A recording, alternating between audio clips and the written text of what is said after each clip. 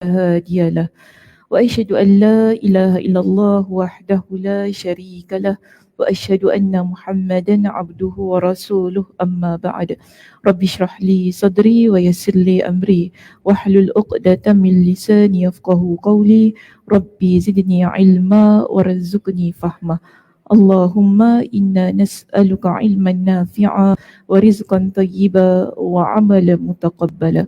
Assalamualaikum warahmatullahi wabarakatuh. Apa khabar? Sihat semua hari ni?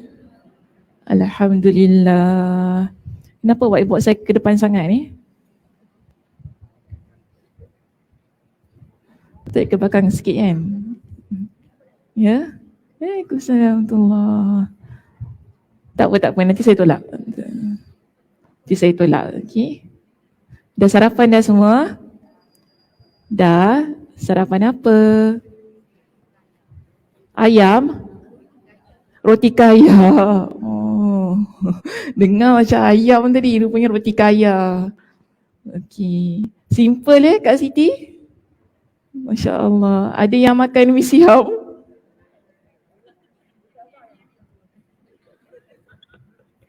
Tak ada yang makan mi siam pagi ni? Lontong? Masya Allah. Okeylah juga. Bagi saya makan breakfast, makan berat okey. Kan? Apa dia? Makan boleh tapi sikit. Kak Som makan apa Kak Som? Tak makan? Oh, perut kosong ya. Nanti balik baru makan. Tak bunyi ke masa belajar ni? Tiba-tiba orang sebelah dengar krok. Tanya. Dulu masa saya belajar, saya ingatlah tak sempat makan. Pergi kuliah pukul 8 sampai tutorial sampai pukul 5 petang. Back to back kan. Dalam kelas tutorial tu, perut kita orang dengar tu. Dengar. Krok. Dah tu semua ketawakan antara satu dan yang lain. Perut kau bunyi lah, aku lapar. Tapi tak boleh buat apa kan, sebab masa gap tu tak sempat makan. Itulah hidup belajar macam tu. Ya. Oh, saya makan apa? Biasalah Cik Amy, saya makan telur setengah masak 2 biji, roti, lepas tu makan vitamin, minum madu. Lagi nak cerita apa lagi? Minum madu tak ada madu. Faham Okay. Jangan salah faham. Okay, minum madu. Baik, hari ni muka surat berapa kita? Sekejap mana handphone saya? La haula wala quwata illa billah.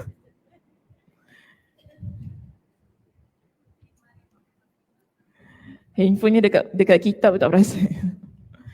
Berapa muka surat? 554. Okey. 554, topik kita yang ke-18 betul? Ni kita nak habis ni, nak sambung belajar lagi ke tak nak ni? Sikit lagi Dah sudahlah saya tak payah mengajar lagi kat Gufran boleh? Oh tak boleh? Nanti buat petition nak sekarang pun boleh? Oh, sekarang pun boleh nak buat petition? Oh, semua nak angkat tangan, Masya Allah. Tengok dulu macam mana.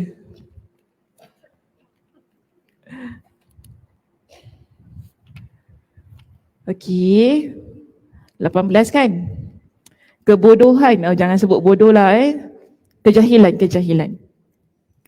Topik kita pagi ini bertajuk kejahilan menyebabkan keletihan.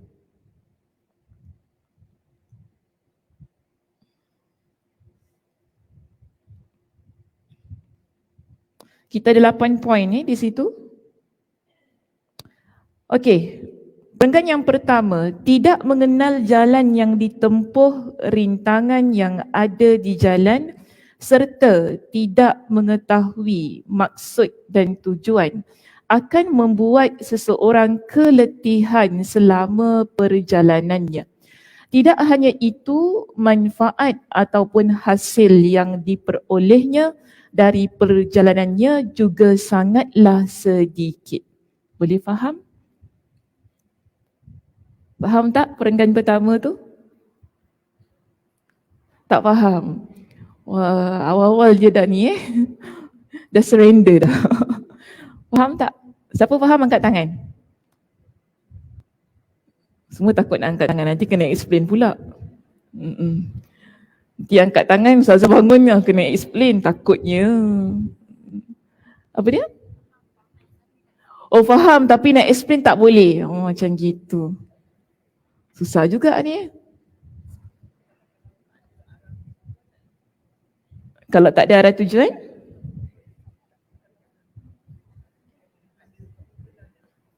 tak ada komitmen dalam hidup. Itu maksud daripada perenggan itu. Yelah tak apalah.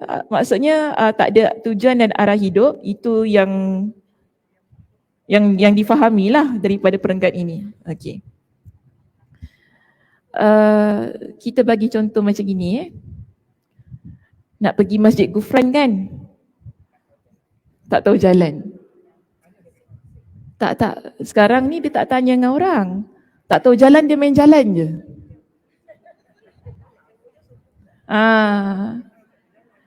Kalau kita tak tahu jalan, kemudian kita main jalan, apa rasa? Okey, sesat. Tapi firstly kita akan rasa penat kan? Ini topiknya, kebodohan menyebabkan keletihan. Okey? Kita akan rasa penat. Sebab apa? Masa kita jalan tu, kita tak tahu tau apa isu yang ada kat tengah jalan tu masa nak pergi Gufran. Kita tak tahu, oh rupanya kat situ ada construction, apa kan, dia jalan tutup. Kita tak tahu, itu rintangan dia. Yang menyebabkan kita perlu jalan tempat lain. Kalau kita dah tahu, kita dah siap-siap kan, kita, oh tak boleh jalan situ, kita dah mula guna jalan yang betul lah untuk sampai ke sana, ke sini, tanpa perlu melalui jalan yang tutup itu tadi. Masa jalan tu, kita lihat di sini, dia kata, kita pun tak tahu maksud nak pergi Gufran tu ada apa. Yang tahunya nak pergi Gufran.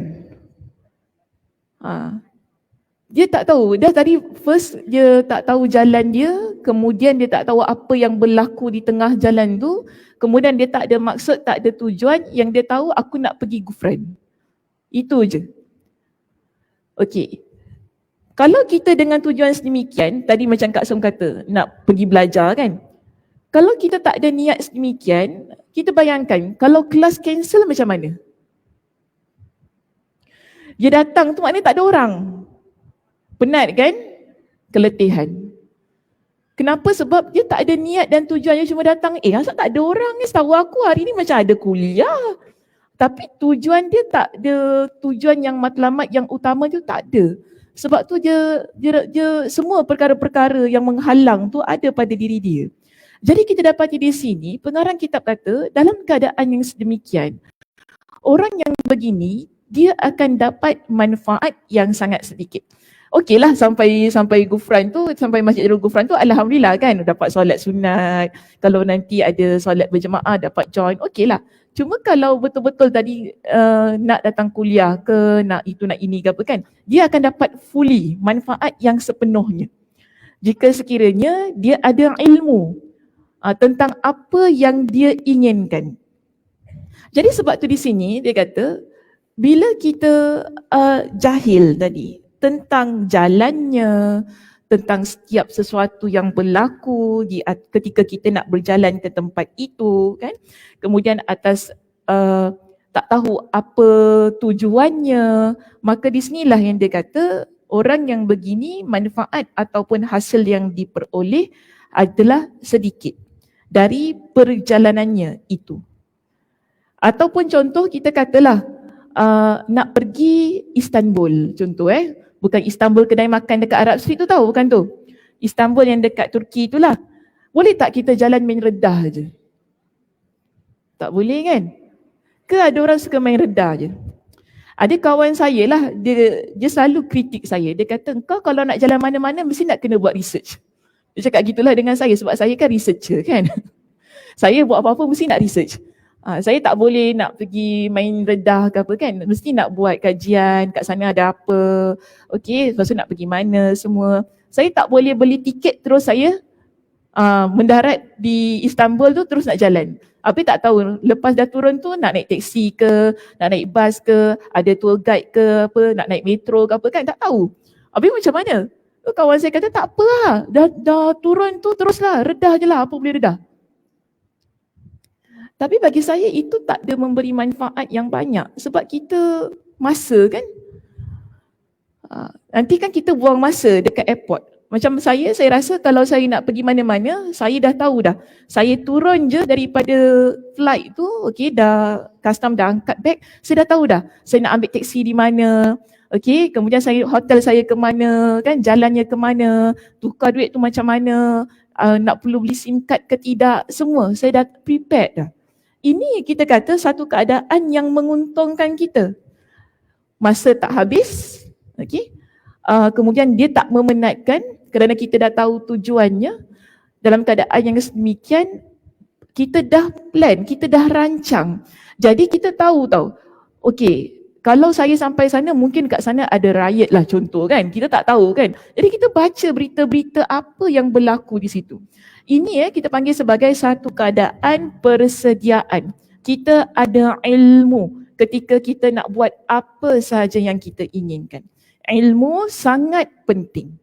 Sebab itu di sini dia kata, kalau seseorang dia jahil dalam perkara yang dia ingin lakukan, okay, dia tidak ada persediaan, inilah yang akan menyebabkan dia rasa letih. Contoh mudah saya kata, kalau kita masak tak ada ilmu, letih tak saya tanya? Letih kan? Contoh nak masak apa? Bagi saya contoh. Apa, asam pedas? Oh, Masya Allah.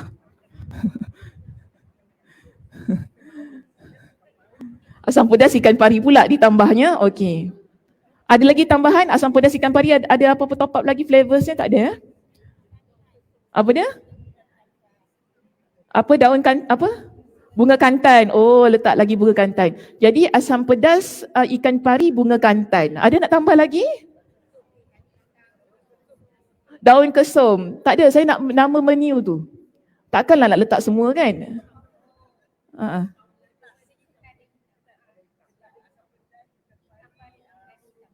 Asam pedas ikan pari lada hitam. Oh gitu. Kalau dekat Thailand ada apa-apa tak asam pedas? Ada, is that the lauk? Tom yum. Oh, tom yum bukan asam pedas Okey, lain. Kita lihat begini dah ya. Saya kalau nak masak asam pedas, saya rasa kalau saya tak tahu sangat penat. Betul tak? Dia tak boleh masak campak-campak kan? Kalau orang yang dia dah pro, dia masuk dapur, dia siang ikan ataupun ikan dah siang kat pasar lah kan. Sekarang kita tak siang ikan lah Ikan siang kat pasar, okey. Dah balik rumah, ingredient semua dah siap, kita masuk dapur, kuali, campak-campak, jadi asam pedas. Kalau saya kata tak macam itu. Sebab saya memang terus terang, saya memang tak reti nak masak asam pedas tu. Jadi jangan harap bakal suami kalau nak makan asam pedas. Kita beli nanti kat Geylang, contohlah. Cuma nak katanya, kalau nak harap saya masak, saya fikir pasal masak tu saya dah penat dah. Untuk saya lah, saya fikir pasal masak asam pedas Aku fikir nak pergi dah. Kita fikir nak siang ikan, okay, masak, pergi pasar beli barang-barang masak. Oh, lepas tu kau nak letak tu, lepas tu letak ni. Okay, lepas tu nak tengok kuah dia macam mana gini kan. Oh, penat. Saya fikir lauk tu je pun saya dah penat. Sebab apa? Kita tak ada ilmu tentang hal itu. Kan? Contoh, saya bagi contoh yang lain. Nak didik anak senang tak? Susah. Tapi perlu ilmu tak? Kalau kita ada ilmu, kita akan rasa lebih relief. Maksud kita akan rasa lebih tenang. Ketika mungkin anak kita tantrum, anak kita ni dia perangai kan. Bila kita ada ilmu, kita akan lebih tenang. Tapi kalau kita tak ada ilmu, ketika kita nak didik anak kita, kita akan rasa semua perkara itu susah. Bermakna, apa pun yang kita nak buat, ia memerlukan kepada ilmu. Jika tentang urusan keduniaan kita itu tadi, urusan nak travelling tadi kan, urusan nak pergi Masjid Darul Ghufran, urusan nak masak, nak didik anak, kalau kita tentang urusan rumah tangga, apa-apalah dalam kehidupan kita memerlukan kepada ilmu. Urusan agama lebih-lebih lagi memerlukan kepada ilmu. Supaya tatkala kita beramal, ketika kita ni hidup di atas muka bumi ini, kita tak penat ketika kita beramal itu. Kita dapat melaksanakan amal ibadah kita dengan sebaik-baiknya. Okay, so kita lihat macam ini ya. Poin utama kita di sini daripada perenggan yang pertama itu,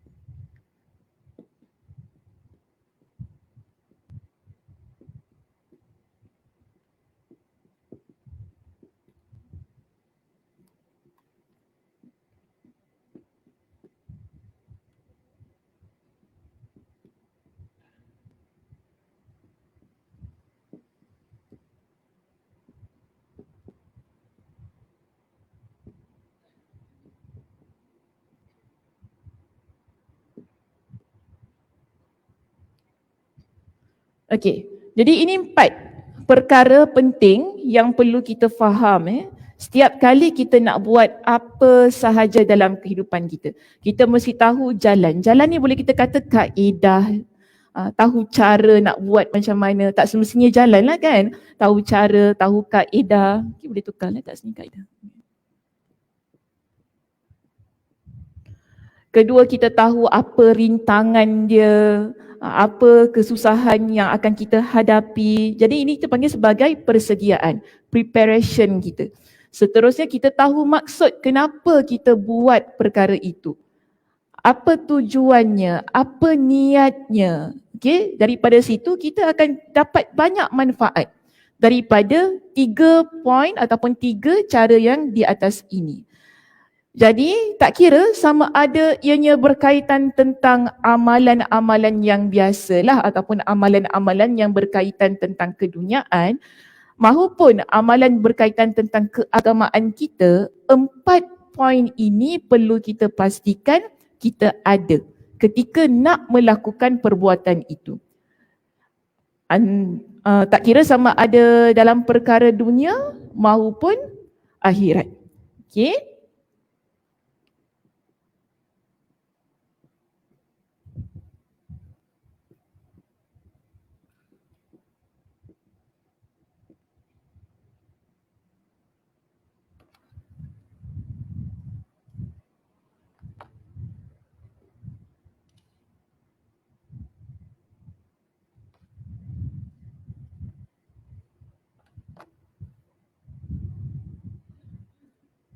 Jadi 2 ni, dunia dan akhirat. Namun, untuk kita tahu jalan, tahu rintangan, tahu maksud itu tadi kan dan mendapat manfaat daripada apa yang kita buat di dunia dan di akhirat, ianya menuntut satu perkara terlebih dahulu, iaitu menuntut ilmu. Kalau kita tidak menuntut ilmu, kita tak boleh dapat 4 perkara ini. Jadi apa pun kan, sebelum kita sampai kepada 1, 2, 3, 4, perkara yang inilah kita kata yang paling utama untuk diperhatikan.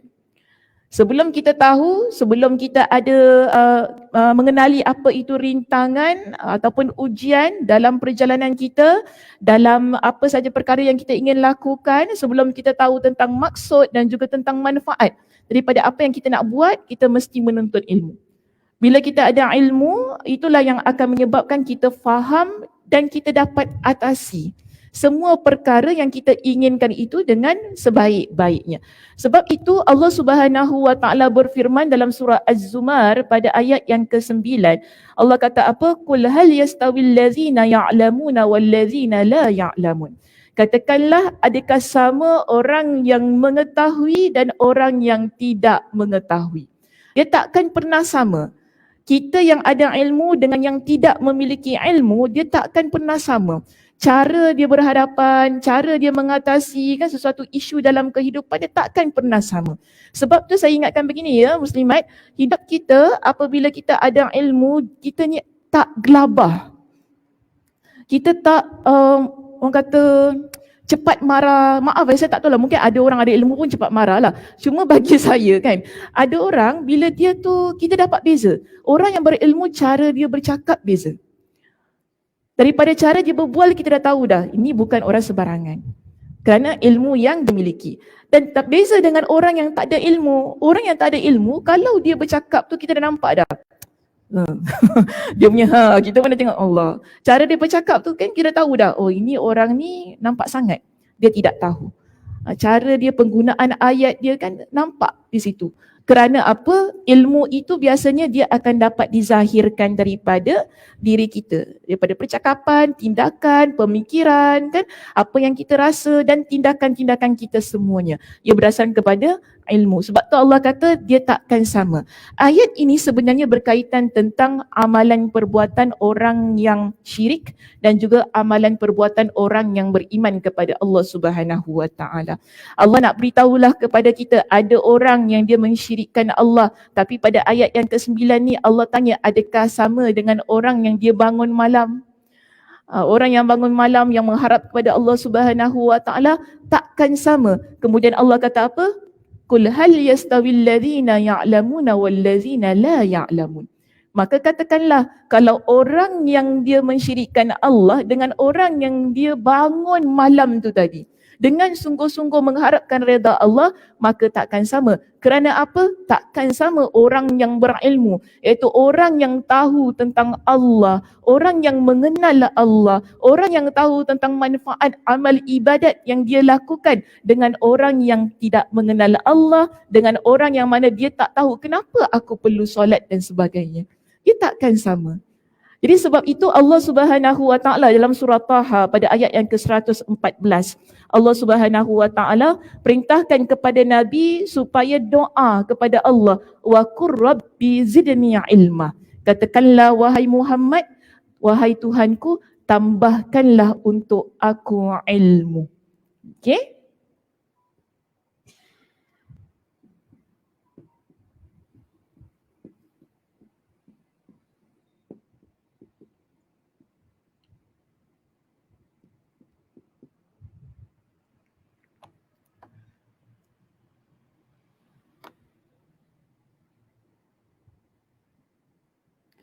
Wahai Tuhanku, tambahkanlah untuk aku ilmu.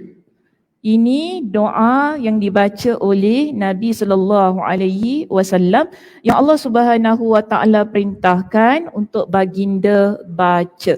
Okay, sebagaimana dalam surah Taha ayat 114. Dalam ayat ini, kalau kita rujuk pada pandangan Imam Ibn Hajar Al-Asqalani, dalam kitabnya Fathul Bari, beliau ada mensyarahkan hadis berkaitan tentang menuntut ilmu. Jadi dia juga datangkan dengan ayat ini, itu surah Taha ayat 114, wa qur rabbi zidni ilma, dan berdoalah dengan berkata, wahai Tuhanku, tambahkanlah untukku ilmu. Tambahkanlah ilmuku, boleh juga wahai Tuhanku, tambahkanlah ilmuku. Imam Ibn Hajar Al-Asqalani dalam kitabnya Fathul Bari, dia mensyarahkan dengan pandangannya yang begini. Dia kata, wa qawluhu azza wa jalla rabbi zidni ilma wadihud dalala fi fadlil ilmi. Dia kata bahawa ini merupakan satu dalil yang jelas tentang keutamaan ilmu. Jadi bila Allah Subhanahu Wa Taala perintahkan kepada Nabi supaya berdoa itu tadi, tambahkan kepada baginda dengan ilmu, kita faham ini adalah dalil yang sangat jelas untuk menunjukkan bahawa sangat penting seseorang berilmu. Kerana atas sebab-sebab tadilah kan, nombor 1 hingga 4 tadi yang dah kita bincangkan. Kenapa kita perlu berilmu? Supaya kita tahu. Tahunya apa? Bukan setakat semata-mata tahu, tapi tahu apa isu yang berlegar pada apa yang kita tahu tersebut, sehingga kita ni dapat mengatasi apa yang sedang kita hadapi. Kemudian dengan ilmu itu tadi kan kita juga dapat manfaat yang banyak di atas amal perbuatan kita. Maka sebab itu Allah suruh kepada Nabi minta tambahan ilmu. agar ilmu itu dia menjadi panduan dalam kehidupan kita. Dan dalam masa yang sama, Imam Ibn Hajar Al-Asqalani dia mensyarahkan dengan katanya begini. Lianna Allah Ta'ala lam ya'mur Nabi sallallahu alaihi wasallam bitalabil izdiyadi min syai'in illa minal ilm. Ini pendapat Imam Ibn Hajar. Dia kata apa? Dalam dalil ini kita dapati bahawa Allah tak suruh Nabi berdoa minta supaya diberikan tambahan harta. Tetapi Allah suruh Nabi SAW berdoa dengan ilmu. Wal murad bil ilmi al-ilmu syar'i. Dan yang dimaksudkan dengan ilmu dalam ayat ini iaitu surah Taha ayat yang ke-114 itu tadi ialah ilmu syar'i, iaitu ilmu agama. Alladhi yufidu ma'rifah ma yajibu 'alal mukallaf, yang mana ilmu agama itu ianya akan memberikan pengetahuan yang diwajibkan ke atas seorang mukallaf min amri ibadatihi wa muamalatihi, yang berkaitan tentang ibadahnya dan juga muamalahnya, iaitu pergaulannya, interaksinya dengan orang lain. Jadi kita faham begini ya, kenapa Nabi Allah perintahkan supaya minta ditambahkan kepada baginda dengan ilmu, iaitu ilmu agama ya. Contohnya di sini Imam Ibn Hajar pandangannya dia kata supaya kerana ilmu ini dia adalah wajib ke atas setiap orang yang mukallaf. Siapa itu mukallaf?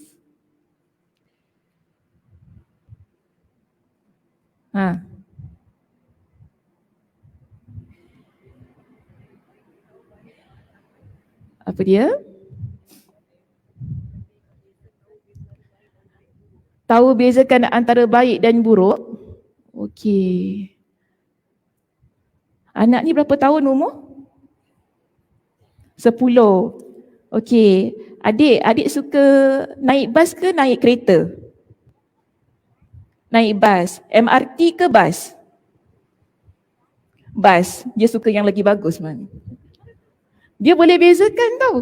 Tapi dia belum mukallaf lagi. Nampak tak? So, definition tadi tu tak tepat. Nak kata bahawa mukallaf tu boleh apa? Balik lagi? Berakal lagi?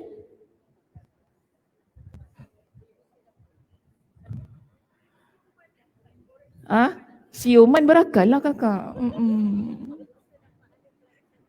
Apa dia? Dah ada buku amal. Dah balik ada buku amal. Macam mana dapat buku amal? Rarenya jawapan ni. Okey, ada buku amal. Dosa pahala dia tanggung sendirilah. Senang cakap gitulah ya. Nak cakap buku amal tu. Dah ada buku amal. Dah ada buku amal macam susah juga nak saya fikir. Ada buku amal, mana dapat buku amal? Maksudnya dah balik ni lah kita tadi berakal berakal. Kemudian apa tadi? Balik lagi. Dah tanggung dosa sendiri lah. Senang cakap gitu ya. Dah tak boleh tanggung dosa sendiri. Nak tambah apa Cik Amy? Cik Amy dah bincang dengan Kak Ani ni. Kat sini nak tambah apa? Sioman. Berakal tadi sioman. Kenapa semua suka sangat sioman ni? Daripada tadi orang cakap sioman. Ya, kalau kita kata budak tu berakal, maknanya dia sioman lah, tak gila. Betul tak? Sebab dia berakal. Subhanallah. Tak sioman. Macam mana? Tak sioman. Satu tu, point lupa tu.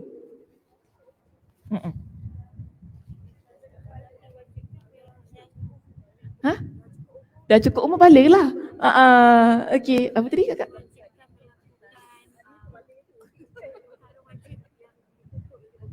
Diwajibkan melakukan perkara wajib yang dituntut oleh agama.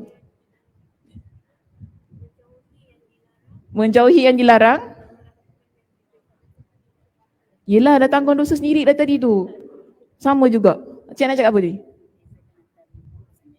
Bezakan antara yang buruk dan baik, okey lagi.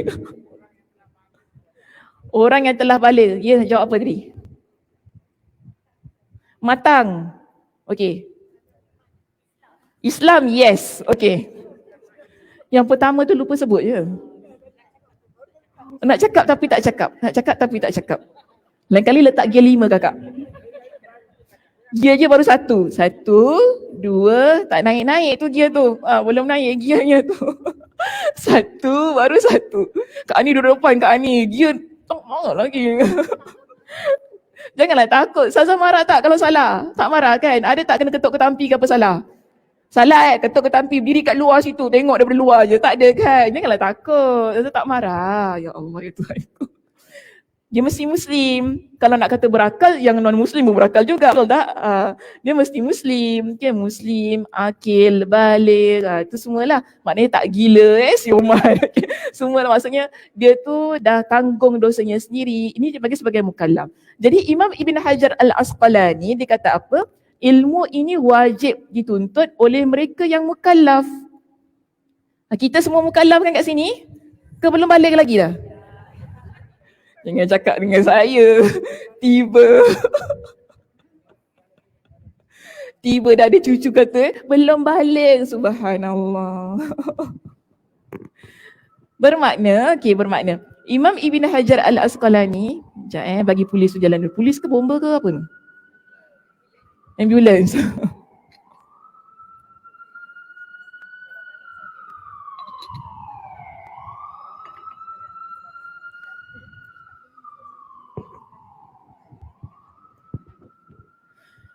Baik, jadi seorang yang mukallaf, dia wajib tadi kan menuntut ilmu. Kerana apa? Bila orang yang mukallaf ni, dia ada ilmu, dia dapat melaksanakan ibadah dengan baik. Budak kecil, kalau dia tak belajar, dia solat main-main, okey tak? Okey je budak kecil. Macam adik tadi kan, 10 tahun kan, dia kalau solat 3 rakaat ke apa, 2 rakaat ke 1 rakaat, okey je. Kita tak boleh marah dia sebab tak ada apa-apa. Benda tu tak tertanggung lagi pada dia. Kan maknanya amal ibadah tu kalau dia puasa yok-yok pun okey lagi kita kata kan. Puasa tiba-tiba tengah hari minum air, okey sahaja. Sebab kita tak boleh marah sebab dia bukan mukallaf. Dan tujuan menuntut ilmu tu untuk orang yang mukallaf agar amal ibadah yang dilakukan ia menjadi amal ibadah yang diterima oleh Allah Subhanahu Wa Taala. Dan juga berkaitan tentang muamalahnya, iaitu interaksinya dengan orang di sekitarnya. Kan apa-apa berkaitan yang kita kata keduniaan tu jugalah boleh masuk di situ kan. Sebab kalau kita ada ilmu, kita tahu bagaimana nak menghormati ibu bapa, tahu bagaimana kita ni dengan yang muda bagaimana kan, dengan yang mungkin kurang upaya bagaimana, dengan haiwan, bagaimana nak jual beli barang, semua tu. Ini panggil sebagai muamalah kita dalam kehidupan. Tetapi tidak kira sama ada ibadah maupun muamalah tadi, kedua-duanya memerlukan kepada ilmu. Wal ilm billahi wa sifatihi, dan juga ilmu tentang Allah dan sifat-sifat Allah. Ini berkaitan akidah. Wajib maknanya orang yang mukallaf tadi dia bukan hanya belajar tentang ibadah, bukan hanya belajar tentang muamalah, tetapi dia juga wajib untuk belajar tentang akidahnya. Keimanannya yang benar kepada Allah tu bagaimana? Dia kenal Allah, kenal sifat-sifat Allah, wa ma yajibu lahu minal qiyami bi amrih wa tanzihi anin naqaid. Iaitu yang mana bila seseorang itu dia telah kenal Allah, sifat-sifat Allah, dia akan tahu apa hak Allah. Dia akan jaga hak Allah dan dia akan tunaikan dan dia akan mensucikan Allah daripada sebarang perkara-perkara yang tak seharusnya ada pada Allah Subhanahu Wa Taala.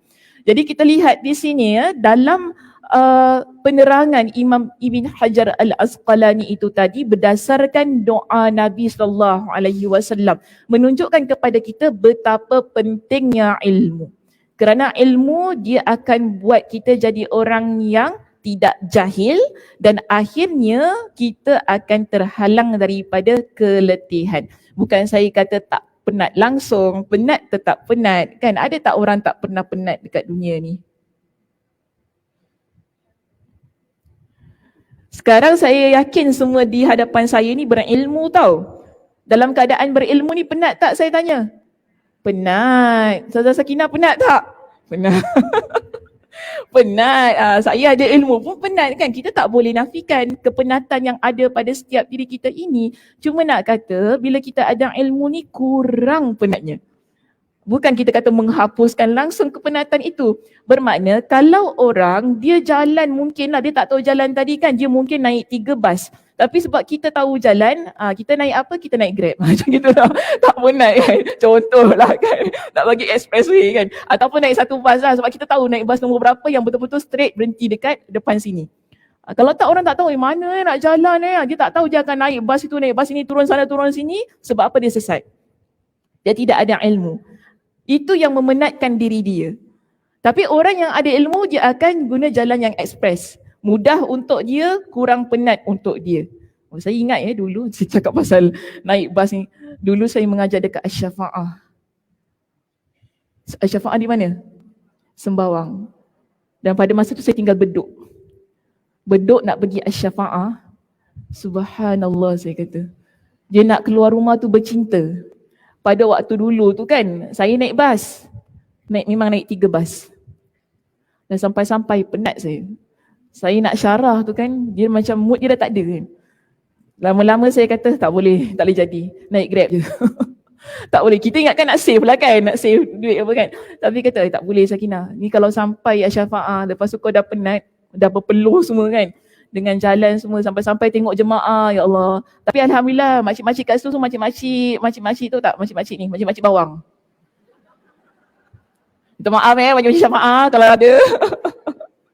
Dia yang jenis datang, dia yang berbual, bukan saya berbual. Saya kata tu kelas kuliah makcik bawang. Sebab apa dia datang tu, dia cerita pasal diri dia. Saya dengar je. Dan saya dah bercakap kaunselor dah. Lepas tu kawan dia top up. Kawan dia dah top up, member belakang pula cerita pasal pengalaman. Subhanallah. Dah tu aku datang depan ni buat apa? Dengar je. Dengar dia cerita je kan. Tapi dah lama jugalah saya mengajar dekat situ nak dekat 10 tahun. Tu saya dah berhenti.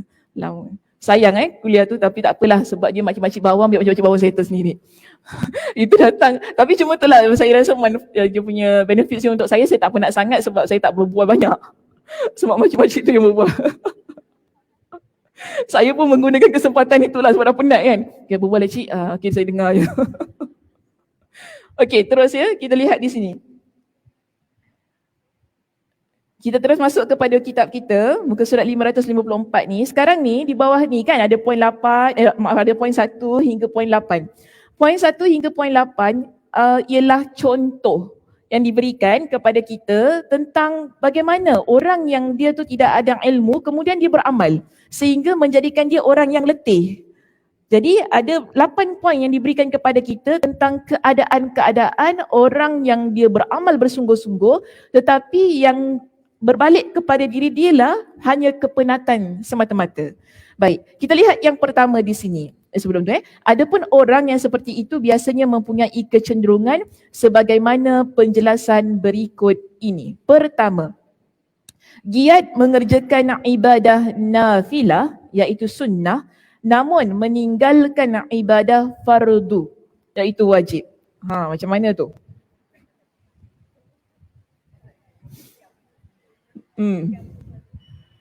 Dia qiyamul lail, lepas tu tidur subuh burn. Macam gitu Macam biasa buat dia contoh ni. Semua confident dia contoh tu kan. Macam biasa buat contoh tu. Dia mengutamakan solat nafilahnya, dia solat sunat tu kan. Tapi dia tak buat solat fardunya. Solat fardu tak buat. Contoh sibuk sangat dengan solat duha, solat zuhur tak buat. Macam tu kan. Sibuk sangat dengan solat tarawih. Contoh bulan Ramadan ni semua orang semangat tarawih kan. Sibuk sangat nak buat solat tarawih, solat isyak tak buat. Lepas tu sambung qiyamul lail tu yang subuh pun dia tak buat. Nampak tak? Dia mementingkan solat nafilahnya. Nak kata rugi ke tak tu? Rugilah, semua rugilah. Betul tak? Rugilah. Penat tau, solat tarawih penat ke tak? Penat. Qiyamul lail penat ke tak? Penat. Tapi kepenatannya ditempatkan di tempat yang salah. Nampak tak? Tak betul tu keadaannya. Saya bagi contoh lah. Dulu saya ada pergi satu pengebumian jenazah lah Maknya meninggal. Dah tu Kita solat zuhur dulu baru solat jenazah kan? Anaknya kata gini kepada saya, nak solat jenazah je, tak nak solat zuhur.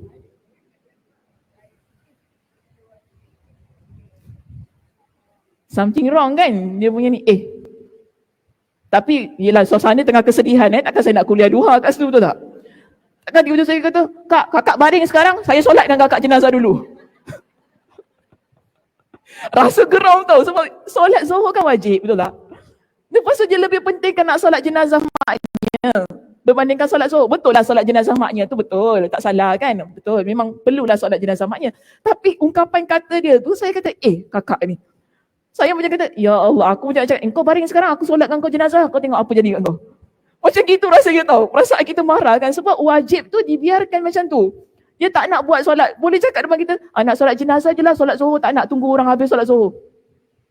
Saya pun dah lantak dia lah kita pun tak boleh nak cakap banyak, sebab ini tengah kematian kan, takut bergaduh. Benda-benda macam ini saya ingatkan pada muslimat, memang betul lah patutnya ditegur, tapi tak boleh pada waktu itu. Nanti dia akan jadi lain.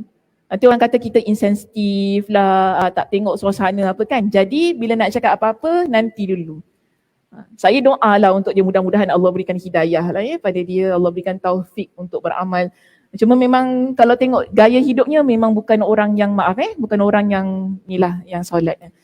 Cuma bagi saya macam inilah, bila berlaku kematian, lebih-lebih lagi kematian ibunda kita yang kita sayang, harusnya itu menjadi satu hal yang menjentik keimanan kita lah untuk kita jaga solat, untuk kita ni lebih belajar lagi. Sebab tu kita kata ginilah, kalau orang yang jahil, dia akan tinggalkan apa yang lebih bermanfaat bagi diri dia. Solat zuhur itu wajib, tapi ditinggalkan, namun yang dipentingkan ialah solat jenazah. Bukan saya kata solat jenazah tu tak penting. Solat jenazah tu memang ada pahalanya. Tetapi yang lebih penting ialah solat fardu kita. Kita kena utamakan sedemikian. So inilah poin kita yang pertama tadi kan. Dia kata ada orang dia berpenat lelah mengejar pahala nafilah itu tadi. Tetapi dia meremehkan yang fardu, yang wajib. Ini adalah satu bentuk keletihan bagi diri dia. Yang rugi untuk diri dia. Kenapa itu berlaku? Kerana ketidaktahuan dia ataupun kejahilan dia tentang hal-hal yang fardu tersebut. Baik, kita lihat kepada yang kedua di sini. Lebatnya hujan.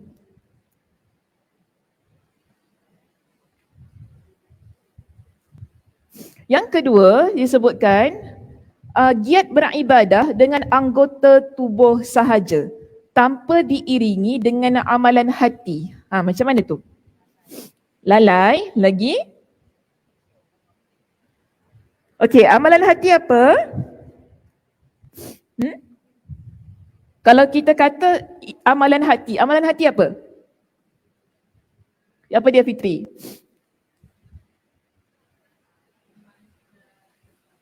Kejap nak kena bangun, tak dengar sayang. Apa dia? Niat, sabar, ikhlas. Okey, itu amalan hati. Tadi ada siapa kata ikhlas? Tadi saya dengar. Maaf sebab tadi saya tanya Fitri dulu, saya tengok dulu. Apa dia? Ikhlas, okey betul. So bila kita kata amalan hati berkaitan tentang keikhlasan kita. Bermakna di sini ada orang yang dia buat amal ibadah banyak sangat, tapi dia tak ikhlas dengan amal ibadah dia. Dia buat bersungguh-sungguh. Contoh solat, puasa, bayar zakat, semua kan. Macam tadilah kita kata dia qiyamul lail ke apa benda lah kan. Tetapi keikhlasannya itu tidak ada. Yang dia inginkan ialah supaya orang puji dia. Ini riak lah, sebutkan begitu kan. Kita kalau tak ikhlas, dia akan bawa kita kepada riak. Sebab apa? Kita nak orang nampak apa yang kita lakukan. Tetapi badannya bergerak kan. Solat, mengaji, suaranya keluar, penat lelahnya di situ. Namun pahalanya ada? Tak ada. Orang yang riak ini, Nabi SAW bersabda dalam sebuah hadis yang diriwayatkan oleh Imam Ibn Majah dengan sanad yang hasan, dia kata begini, Nabi kata gini. Abu Sa'id ni seorang sahabat, dia ceritakan, kharaja alaina Rasulullah SAW wa nahnu natadzakarul Masih ad-Dajjal. Rasulullah pernah keluar bersama kami sementara kami saling mengingatkan tentang Dajjal. Jadi maknanya mereka ni keluarlah dalam satu kumpulan. Bila keluar tu sedang sembang-sembang ni, masing-masing ingatkan tentang bahayanya Dajjal nanti keluar kan merosakkan kita semuanya. Dan Nabi SAW mendengar perbincangan di kalangan para sahabat ini tentang Dajjal itu. Nabi SAW pun bersabda, Nabi kata begini, Ala ukhbirukum bima huwa akhwafu alaikum indi minal masihid Dajjal? Hendakkah kalian aku kabarkan kepada kalian apa yang lebih aku bimbangkan ke atas kalian berbanding daripada Dajjal itu tadi? Jadi para sahabat kata, qala qulna bala. Kami pun berkata kepada Nabi, ya wahai Rasulullah. Faqal, Nabi pun kata begini, asyirkul khafiyu, syirik yang tersembunyi. Iaitu ayyaqumar rajulu yusalli fayuzayyinu salatahu lima yara min nazari rajulin. Nabi kata, aku lebih takutkan ke atas kalian ini dengan syirik yang tersembunyi. Apa syirik yang tersembunyi? Nabi explain kepada para sahabat. Nabi katakan kepada mereka, syirik yang tersembunyi ini bagaimana keadaannya? Ayyaqumar rajul, seorang lelaki dia bangun mendirikan salat. Fayuzayyinu salatah, dia pun memperbaguskan salatnya. Dia memperbaguskan salatnya bukan sebab Allah, tetapi lima yara min nazari rajul, sebab ada orang nampak dia salat. Nampak tak? Ada orang nampak dia solat. Jadi lelaki tadi, ini dipanggil sebagai syirik yang tersembunyi. Kerana riak ini kita buat satu amalan tu bukan kerana Allah tapi kerana manusia. Dia memperbaiki solatnya. Dia nampak mula-mula mungkin solatnya sendirian. Tapi kemudian tiba-tiba ada jemaah datang sebelah kita. Bila jemaah datang sebelah kita, baca Al-Fatihah kuat engkau. Tiba. Cakap Bismillahirrahmanirrahim. Tiba Alhamdulillahirabbil. Tiba kita kat sebelah, sedapnya dia baca. Sebab apa? Ada orang kat sebelah. Bila orang kat sebelah tu kan tengok, oh Masya Allah, anak siapa ni? Macam tu kan. Ya Allah, isteri siapa lah ni? Mak siapa lah ni? Macam itu keadaannya kan. Dia nak orang puji dia. Sebab itu dia memperbaguskan solatnya. Kerana ada orang yang melihat. Ini dipanggil sebagai syirik yang tersembunyi. Yang Nabi kata apa? Lebih dahsyat daripada Dajjal. Dajjal tu lambat lagi, tak tahulah bila nak keluar kan. Kita sekarang yang masih hidup ni memanglah kita fikir tentang takut Dajjal apa kan. Tapi sekarang yang perlu kita khawatirkan pada diri kita ialah tentang riak itu. Yang perlu kita pentingkan sekarang ni, fikirkan bagaimana nak mengatasi, bagaimana nak menghalang diri kita daripada riak, itu yang lebih utama. Daripada kita asyik ingatkan tentang Dajjal nanti keluar, Dajjal nanti keluar, dia buat gitu, dia buat gini, nanti semua perempuan ikut dia sebab dia handsome. Tak payah, nanti dulu. Sekarang fikir, kita macam mana? Amal ibadah kita bagaimana? Sebab tu poin yang kedua ini diingatkan kepada kita, ada orang dia memang letih beramal ibadah, badan dia gerak kan, baca Quran kuat-kuat, sungguh-sungguh dia tunjukkan yang dia tu pergerakan solatnya bagus dan sebagainya, tetapi amalan hatinya tak ada. Tidak diiringi dengan keikhlasan maksudnya. Jadi amalannya itu menjadi sia-sia. Kita kena ingat ya muslimat, dalam sebuah hadis yang lain, Nabi SAW mengingatkan kepada kita. Hadis ini ialah hadis riwayat Imam Ahmad dengan sanad yang hasan. Nabi kata begini, Inna akhwafa ma akhafu alaikum syirkul asghar. Kalau tadi Nabi kata syirik yang tersembunyi. Dalam hadis ini Nabi kata syirik yang kecil. Maknanya riak ni ada istilah-istilah yang lain. Selain kita panggil ia sebagai riak, Nabi juga panggil ia sebagai syirik yang tersembunyi. Nabi juga sebut ia sebagai syirik yang kecil. Jadi Nabi kata begini, yang Nabi khawatirkan tadi kan syirik kecil itu, qalu, para sahabat pun tanya kepada Nabi, Ya Rasulullah, wa masyirkul asghar? Wahai Rasulullah, apakah syirik yang kecil itu? Nabi pun kata kepada mereka, ar-riya. Syirik kecil ialah riya. Inna tabaraka wa ta'ala yaqumu yawma tujazal ibadu bi'a'malihim idhabu ilal ladzina kuntum tura'una bi'a'malikum fid dunya fanzuru hal tajiduna indahum jazaa.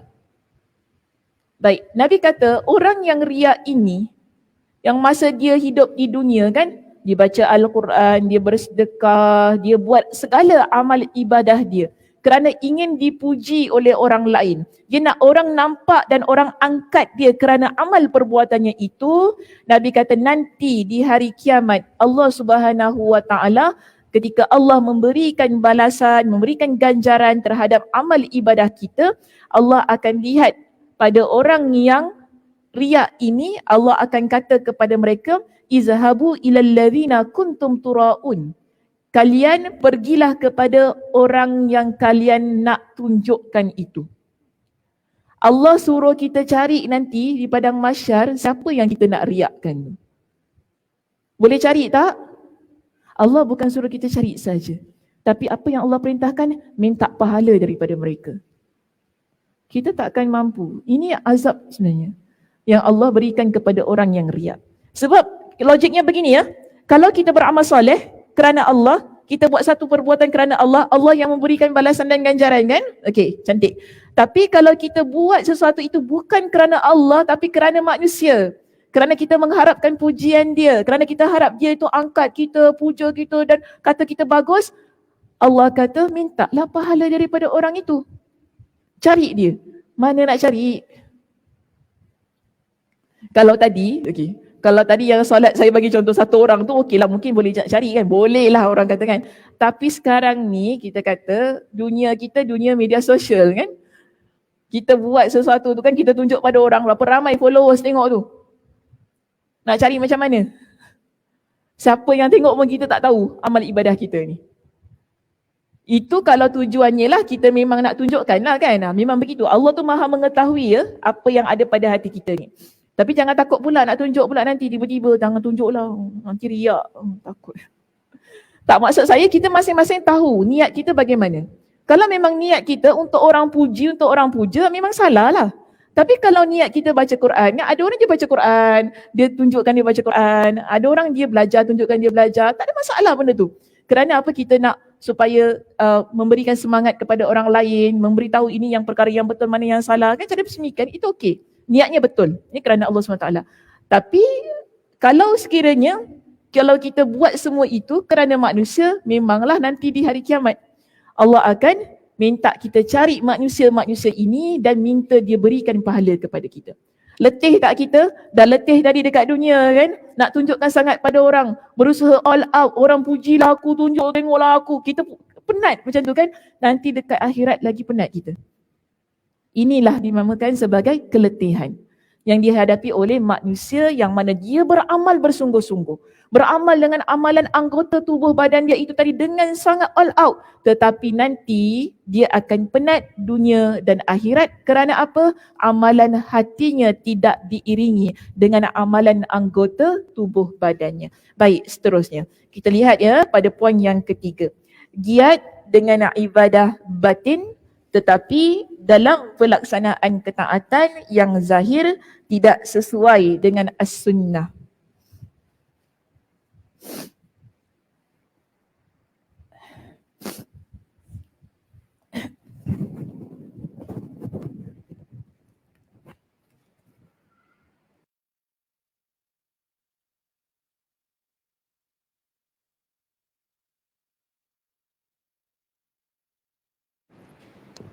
Okey, giat dengan ibadah batin tetapi dalam pelaksanaan ketaatan yang zahir tidak sesuai dengan as-sunnah. Macam mana? Faham tak? Kak Som dah termenung dah tu.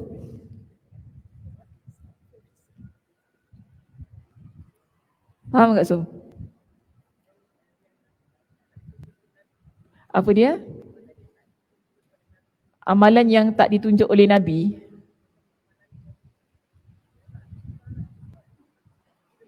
Okey, kita lihat, kita lihat ibadah batin tu apa?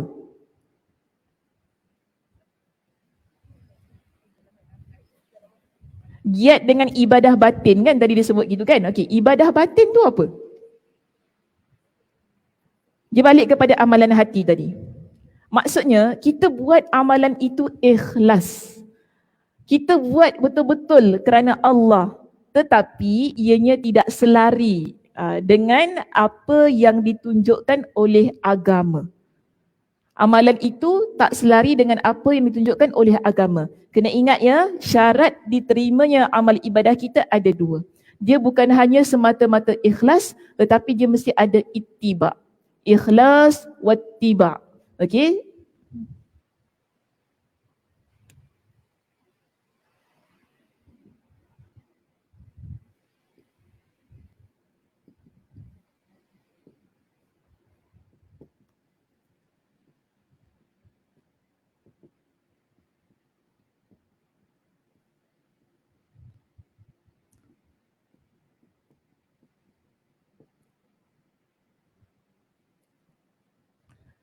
Jadi ada dua I dekat sini. Syarat diterima ibadah, satu mesti ikhlas, kedua dia mesti ittiba. Kalau hanya semata-mata ikhlas, inilah orang boleh buat apa saja yang dia nak buat. Dengan sebab ikhlas kerana Allah Subhanahu Wa Taala. Tetapi kita kena ittiba. Ittiba tu maksudnya ialah ibadah itu selari dengan apa yang ditunjukkan dalam agama. Contoh, solat fardu kita 5 waktu, kan 5 waktu tak boleh kita nak tiba-tiba tambah jadi 6 waktu. Kenapa nak tambah 6 waktu? Saya ikhlas. Boleh gitu? Tak boleh lah. Sebab apa? Dia tak itibak tu. Kalau dia buat sedemikian, dia menambah pada agamanya. Okey, contoh kata, oh saya tak naklah buat solat subuh 2 rakaat, saya nak buatlah sampai 5 rakaat, suka sangat solat subuh. Boleh? Tapi saya ikhlas. Satu je ni, ibadah batin ni, saya ikhlas saja. Tak boleh. Sebab apa? Dia tak itibak. Dia bolehlah nak buat tapi dia penat lah. Satu penat, dia guna anggota tubuh badan dia. Kedua ialah amalannya tak diterima sebab amalannya salah. Betul tak? So dekat situ kita kata ikhlasnya ada. Cuma itibaknya ada tak? Tidak ada. Ini yang dimaksudkan pada poin kita yang ketiga. Amal ibadah dia tak semata-mata dengan amalan ataupun ibadah batin, iaitu hati kita yang ikhlas, tetapi ia mesti ada itibak itu tadi. Ikut sebagaimana yang diaturkan oleh agama. Barulah tepat amal ibadah itu diterima oleh Allah. Sebab apa? Kita ikut yang benar yang telah ditunjukkan dalam Al-Quran dan sunnah Nabi SAW. Okey, poin yang keempat seterusnya, iaitu giat bercita-cita mengerjakan suatu amal tanpa mengetahui tujuan amal tersebut. Saya gabungkan ya poin 4 dan poin 5. Seterusnya yang kelima, giat mengerjakan suatu amal tanpa menghindari kesan-kesan yang boleh merosak amalnya, baik ketika melakukannya mahupun setelahnya. Ini kita nak kata ya, poin 4 dan poin 5 ialah orang yang beramal tanpa ilmu. Bila kita beramal tanpa ilmu, kita akan buat amalan itu hanya sekadar ikut-ikutan sahaja. Kita tak tahu kan apa tujuan, kenapa puasa contohnya di bulan Ramadan. Kenapa puasa bulan Ramadan? Kita tak tahu. Dan bila kita puasa di bulan Ramadan tu, kita pun tak tahulah perkara-perkara yang membatalkan puasa. Main puasa je kan. Tapi tak tahu apa yang boleh membatalkan puasa, apa yang boleh merosakkan puasa, siapa yang boleh tak puasa pula. Kita tak tahu sebab apa? Tidak ada ilmu. Jadi amalan itu hanya dibuat sekadar buat sahaja. Yelah dah bulan Ramadan semua puasa, kita pun puasa. Saya ingat masa saya kecil-kecil tu, saya kan rumah dulu tingkat 2. Lepas tu budak-budak balik sekolah kat bawah ni lah jalan kat tingkat 2, kalau orang kat bawah je gaduh ke apa, laki bini pun dia dengar. Tapi ni bukan laki bini gaduh, ni budak-budak balik sekolah. Dia balik sekolah masa tu bulan Ramadan. Saya dengar lah budak saya terkojol-kojol ketawa kata. Dia kata kat member dia, kau kentut batal puasa kau. Saya, bila masanya kentut tu batal puasa? Allah, anak siapa lah ni, subhanallah. Kita kat atas tu, tahu, dan dia cakap banyak kali dengan kawan dia. Kau kentut tu tadi, puasa kau batal, kau tak boleh puasa, tak boleh kentut, mak aku cakap tak boleh kentut. Tapi kalau tak boleh buang angin, mudarat orang tu. Takkan setiap kali kita buang angin batal puasa. Buang angin batal puasa. Ataupun sendawa, batal puasa. Subhanallah, saya kata. Dah. Tak puasa lah kita macam tu kan. Kita tak puasa lah macam tu keadaannya. Sebab tu ilmu penting kan saya kata. Budak tu ialah kita kata budak tu kecil kot. Saya pun tak nampak rupa dia macam mana. Saya cuma dengar suara dia ke apa kan. Saya kata mungkin kecil kot budak ni mak dia ajar gitu. Tak tahulah mak dia siapa. Sian. Mudah-mudahan Allah berikan hidayah. Dia berilmu lah lepas tu kan. Saya kata inilah ya. Orang kata kesannya lah. Kalau kita ni beramal tanpa ilmu. Kita akan dengar apa yang orang kata, kemudian kita akan pegang dengan apa yang dikatakan itu. Dulu ramai orang kata, kalau gosok gigi batal puasa lah, kan? Apa lagi korek telinga batal puasa. Orang datang pada saya tanya, cik korek telinga tu kata 4 tu sampai kat dalam perut tak?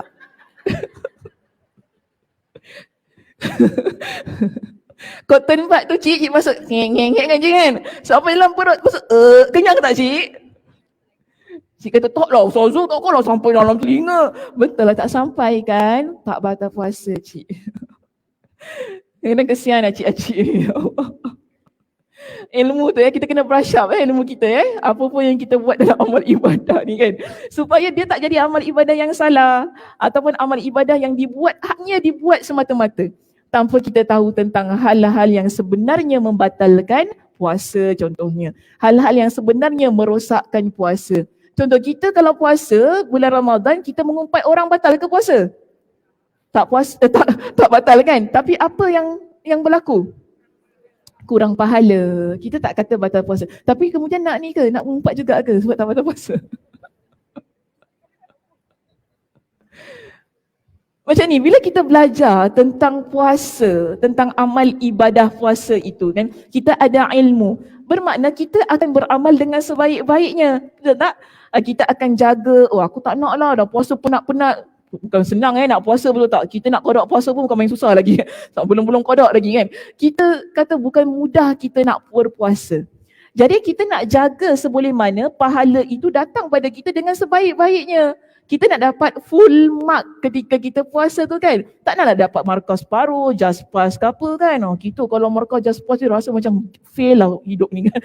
Tapi kalau puasa tu dapat markah separuh tu tak rasa apa-apa pula Kita tak nak begitu keadaannya. So bila kita beramal ibadah, apa sahaja muslimat yang kita lakukan dalam hidup kita ini, pastikan ilmunya ada. Supaya kita akan dapat jaga.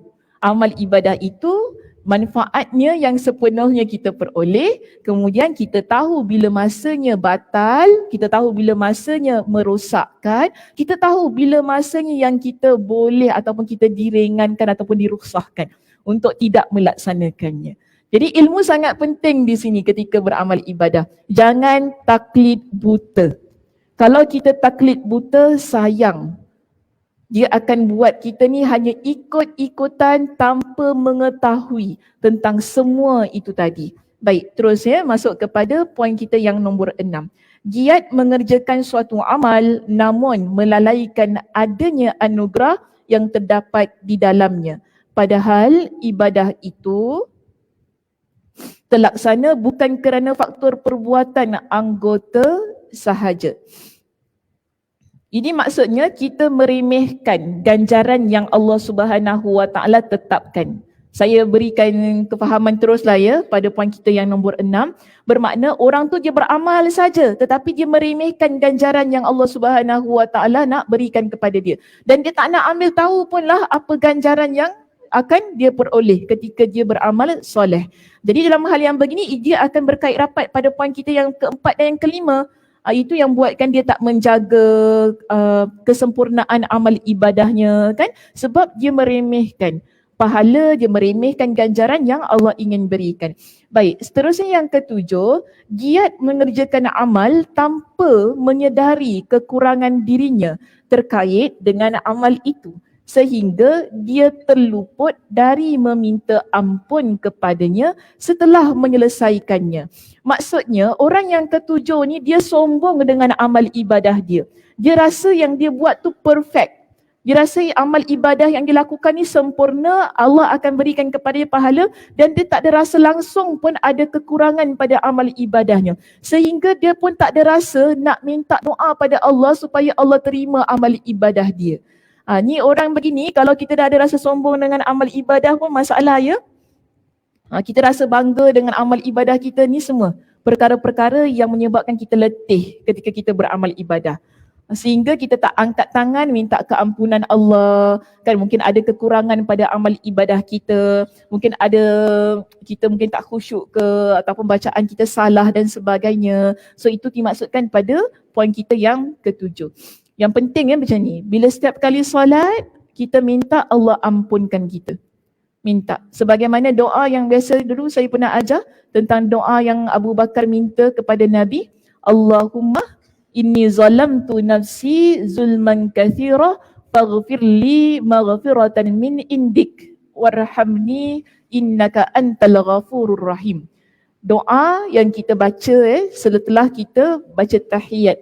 Itu bagus doanya supaya mungkin dalam solat tu ada perkara yang silap kita buat. Kita minta pada Allah supaya Allah Subhanahu Wa Taala berikan keampunan dan rahmati kita. Dalam masa yang sama minta kepada Allah supaya Allah terima amal ibadah kita itu.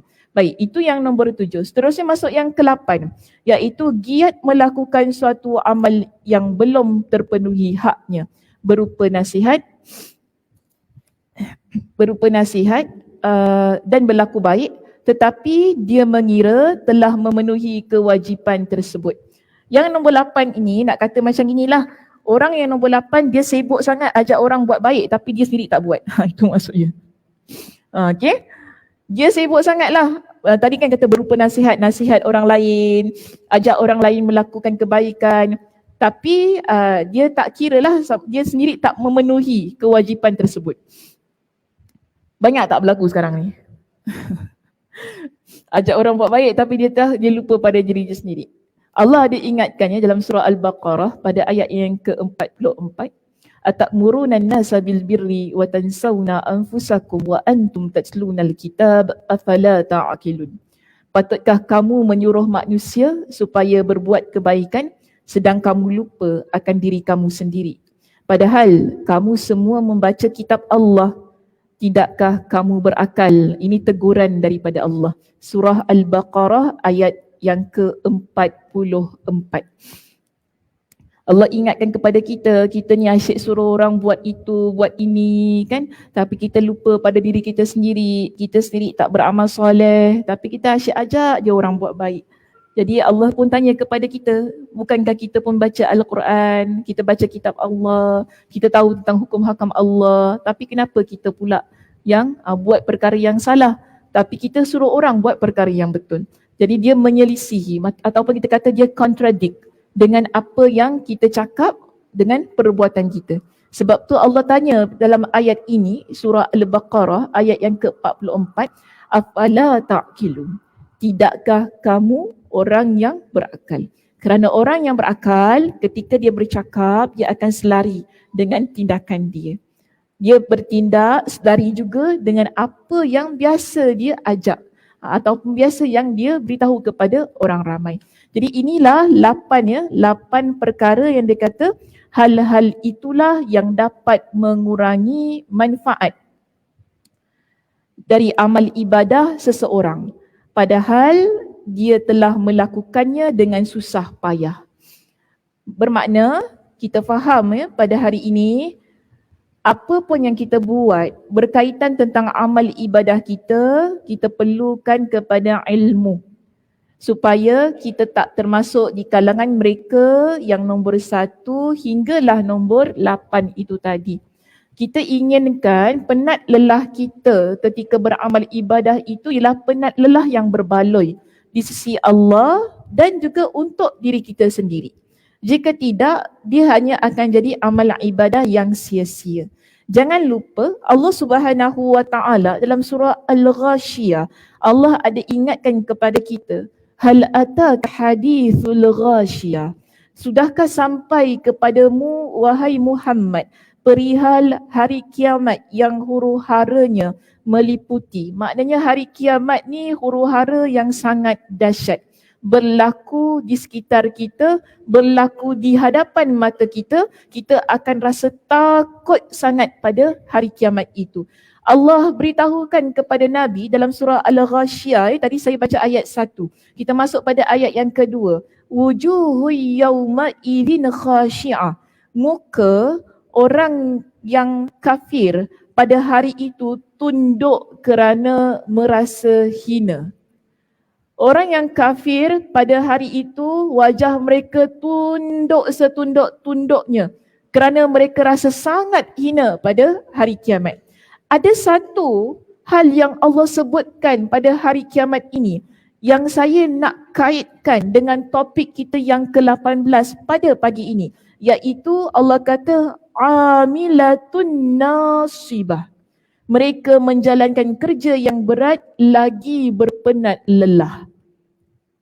Bermakna, Imam Ibn Kathir rahimahullah ketika dia mentafsirkan surah Al-Ghasyiyah ayat yang ketiga itu, amilatun nasibah, amalan yang dibuat tetapi berpenat lelah. Maksudnya ialah orang ini, manusia, mereka bekerja keras dalam sangat kepayahan, yakni sudah banyak beramal dan menjadi lelah kerana amalan itu. Namun demikian, di hari kiamat masuk ke dalam api neraka yang sangat panas. Ia berkaitan dengan 1 hingga 8 itu tadi. Orang yang dia beramal soleh tetapi dia ada riak kan? Ada riak, ada kesombongan, tidak mahu menerima kebenaran, rasa dirilah betul dengan amalan itu dan tak ada rasa nak mohon ampun kepada Allah Subhanahu Wa Taala, dan dia buat sesuatu yang di luar, maknanya dia mereka-reka dalam agamanya itu tadi. Seolah-olah nak jadi macam Tuhan pula. Contoh tadi saya katakan patut solat 5 waktu, nak solat 6 waktu. Solat subuh 2 rakaat, nak solat 5 rakaat. Dia merasakan bahawa agama tu ialah milik dia. Ini tak boleh. Perbuatan-perbuatan ini mendapat murka Allah Azza wa Jal. Sebab itu Allah kata amilatun nasibah. Dia bekerja keras, dia berpenat lelah ketika dia di dunia, tetapi di akhirat keletihan itu dia akan nampak apabila dia masuk dalam api neraka. Keadaan-keadaan yang begini mengajarkan kepada kita bahawa, sekali lagi saya nak tekankan, hidup ini sebagai seorang wanita sangat penting kita ada ilmu. Jika tidak, kita akan jadi wanita yang lebih mengikut kepada hawa nafsu. Kita akan lebih mengikut kepada akal kita, kita akan lebih mengikut kepada apa yang kita rasa itu adalah benar. Tetapi muslimah yang berilmu, yang dia ada ilmu, yang dia nak belajar, yang dia mengambil tahu, muslimah-muslimah yang begini, setiap tindakan dia, saya yakin ia berdasarkan kepada ilmu juga, sehingga apa yang dia buat itu akan menjadi hal yang Allah redha. Kerana apa? Ada ilmu yang mendasarinya. Ia tidak dilakukan mengikut kepada hawa nafsunya. Sebab itu Nabi SAW mengajarkan kepada kita dengan satu doa. Saya nak tutup pengajian pada pagi ini dengan doa ini. Nabi berdoa kepada Allah, Allahumma anfa'ni bima 'allamtani. Ya Allah, kau berikanlah manfaat pada apa yang telah engkau ajarkan kepada aku. Kita kena ingat ilmu yang kita ada, yang kita peroleh, yang mungkin guru kita ajarkan kepada kita, semua ini ialah milik Allah. Dengan erti kata yang lain, Allah. Ilmu itu datang daripada Allah. Jadi kita minta kepada Allah agar ilmu yang Allah ajarkan kepada kita ini, yang merupakan milik Allah, ia menjadi ilmu yang bermanfaat untuk diri kita. Lalu Nabi SAW berdoa, wa'allimni ma yanfa'uni, dan ajarkanlah pada aku apa yang memberi manfaat untuk aku. Dan yang terakhir sebagaimana tadi surah Taha ayat 114, Rabbi wazidni ilma, dan tambahkanlah ilmu pada aku. Okey, saya ulang kembali doanya. Hadis ini, doa ini ialah berdasarkan daripada hadis riwayat Imam At-Tirmizi dengan sanad yang sahih. Nabi SAW berdoa, doanya sangat penting. Sebab apa? Kita nak beramal dalam hidup kita ini berdasarkan kepada ilmu, supaya amalan kita bukan hanya sekadar penat sahaja, tetapi ia memberikan manfaat yang sangat besar pada setiap perkara yang telah kita peruntukkan masa, peruntukkan tenaga, peruntukkan segala-galanya untuk amal ibadah kita tersebut. Jadi kita minta kepada Allah supaya kita jadi muslimah yang berilmu, minta kepada Allah, Allahumma anfa'ni bima 'allamtani, Allahumma anfa'ni bima 'allamtani. Ya Allah, berilah aku manfaat dengan ilmu yang telah Engkau ajarkan kepada aku, wa 'allimni ma yanfa'uni, wa 'allimni ma yanfa'uni, dan ajarkanlah aku sesuatu yang bermanfaat bagiku, wazidni ilma, dan tambahkanlah ilmu kepadaku. Allahumma anfa'ni bima 'allamtani wa 'allimni ma yanfa'uni wazidni ilma. Allahumma anfa'ni bima 'allamtani wa 'allimni ma yanfa'uni wazidni ilma. Ya Allah, berilah aku manfaat dengan ilmu yang Engkau ajarkan kepada aku. Ajarkanlah aku sesuatu yang bermanfaat bagiku dan tambahkanlah ilmu kepadaku. Hadis riwayat Imam At-Tirmizi dengan sanad yang sahih. Okey muslimat, itu sahaja perbincangan kita untuk pagi ini. Mudah-mudahan Allah Subhanahu Wa Taala memberkati pertemuan kita pada pagi ini. Allah Subhanahu Wa Taala memberikan kepada kita dengan kesihatan, kelapangan masa agar kita dapat terus-terusan menuntut ilmu syar'i, iaitu ilmu agama, dan beramal ibadah kepada Allah Subhanahu Wa Taala dengan sebaik-baiknya. Saya tutup dengan tasbih kafarah. Subhanakallahumma wa bihamdika asyhadu an la ilaha illa anta astaghfiruka wa atubu ilaik. Assalamualaikum warahmatullahi wabarakatuh.